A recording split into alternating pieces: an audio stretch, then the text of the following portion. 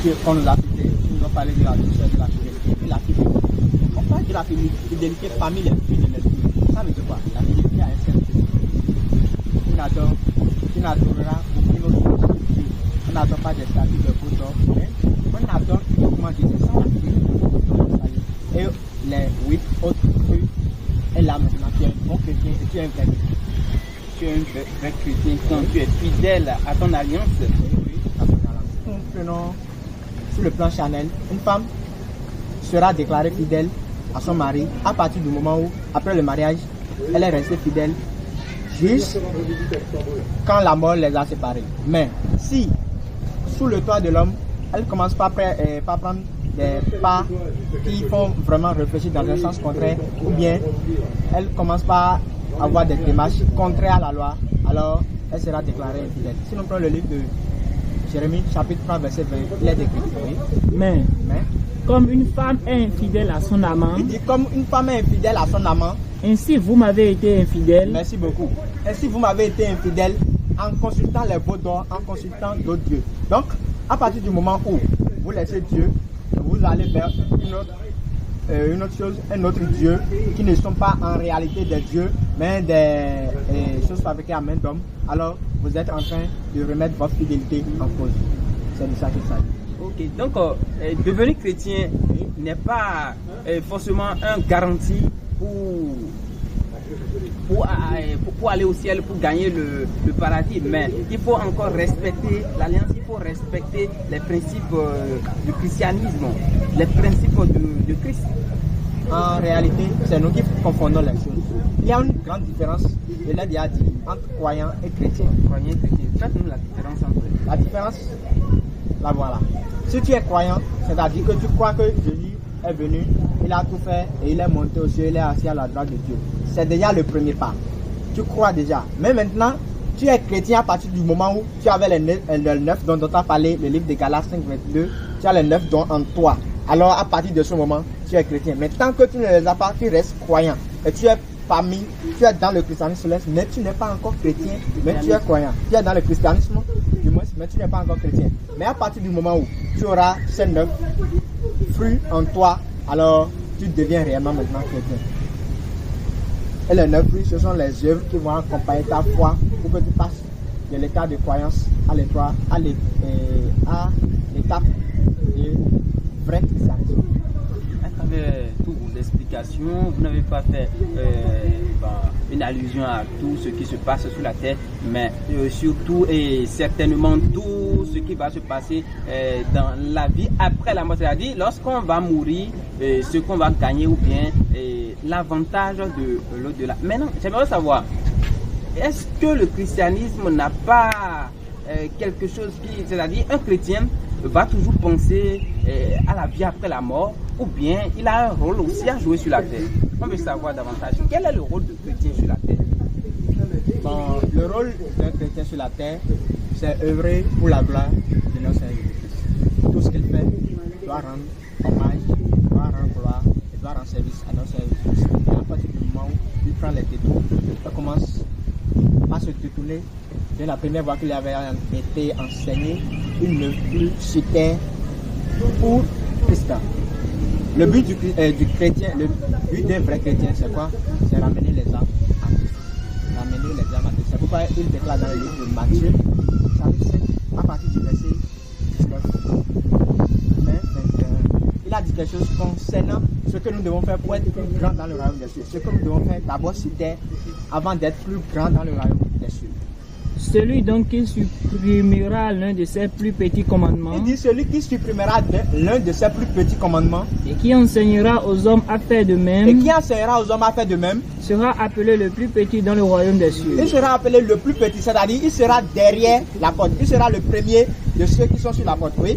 Mais celui qui les Mais observera celui qui les observera et qui enseignera à les observer, et qui enseignera à les observer, celui-là sera appelé plus grand dans le royaume des cieux. merci beaucoup. Celui-là maintenant sera appelé plus grand dans le royaume des cieux. Donc, la vie du chrétien sur terre, c'est observer les voies de l'Éternel et enseigner à son entourage de faire de même pour prendre part à la vie. Enseigner à son entourage à faire de même. Donc tout ça là, ça fait partie des principes du christianisme, parce que on a constaté à travers ce que le devancier vient de dire que c'est pas une garantie. Devenir chrétien n'est pas une garantie, mais après cet accord, après cette concordance avec le Christ, il faut aussi militer pour les actions de Christ. Il faut marcher sur les pas de Christ. Il faut faire tout ce que le Christ veut. Et c'est dans cette condition que vous pouvez avoir la vie éternelle, que vous espérez. Vous pouvez faire des exploits sur la terre aussi. Mais déjà, j'aimerais savoir comment rester chrétien. Parce qu'on voit que vous parlez de rester dans une alliance.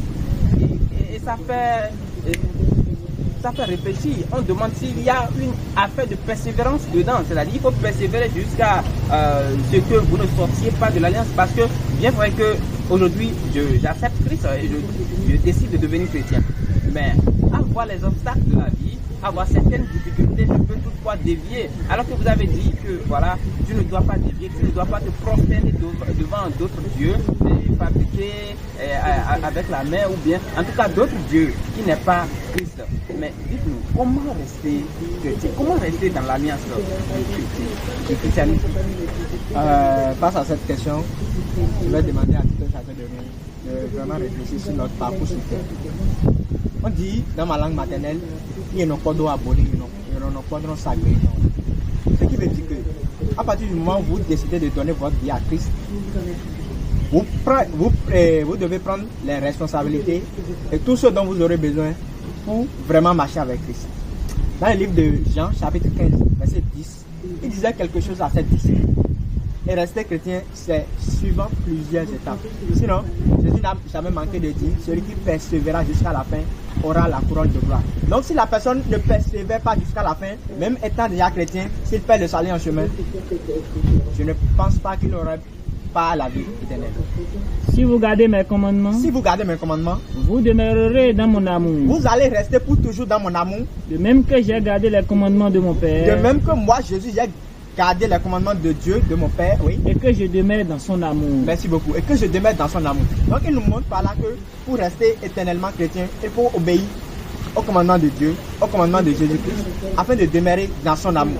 Mais à partir du moment où l'on se détourne de ce commandement, ou bien l'on dit ne sommes pas sous la loi, on n'est pas ci, on n'est pas ci, il dit à partir de ce moment, vous ne demeurez plus dans mon amour. Donc vous vous retournez, vous perdez le salut en chemin, alors qu'il n'est pas bon de perdre le salut en chemin.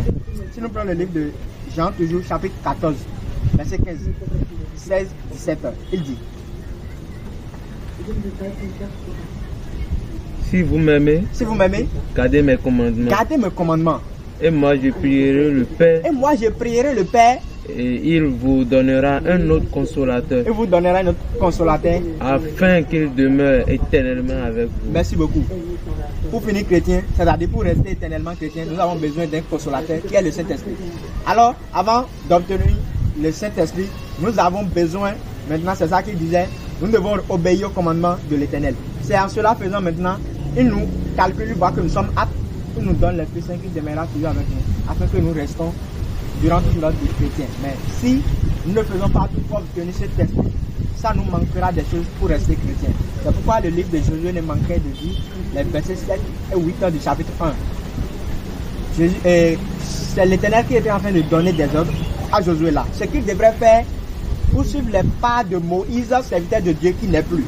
Fortifie-toi seulement et aie bon courage. Il dit fortifie-toi seulement et aie bon courage. En tant que chrétien, nous devons nous fortifier et nous devons avoir un bon courage. Un courage qu'on ne relâche pas en chemin et un courage qui ne rebrousse pas chemin. En agissant fidèlement selon toute la loi que Moïse, mon serviteur, t'a prescrite. En agissant fidèlement selon les 10 commandements de notre Dieu, oui. Ne t'en détourne ni à droite ni à gauche. Il dit ceci, à nous qui sommes chrétiens ou qui deviendront chrétiens. Il dit ne t'en détourne ni à droite ni à gauche. Afin de réussir dans tout ce que tu entreprendras. Si tu ne détournes pas, si tu ne prends pas des détours, tu réussiras dans tout ce que tu entreprendras, oui. Que ce livre de la loi ne s'éloigne point de ta bouche. Et maintenant, chrétien, que ce livre de la loi ne s'éloigne point de ta bouche. Médite-le jour et nuit. Tu dois faire un effort de méditer la parole de l'Éternel jour et nuit. Pour agir fidèlement selon tout ce qui y est écrit. Afin d'agir fidèlement selon tout ce qui est écrit dans la parole.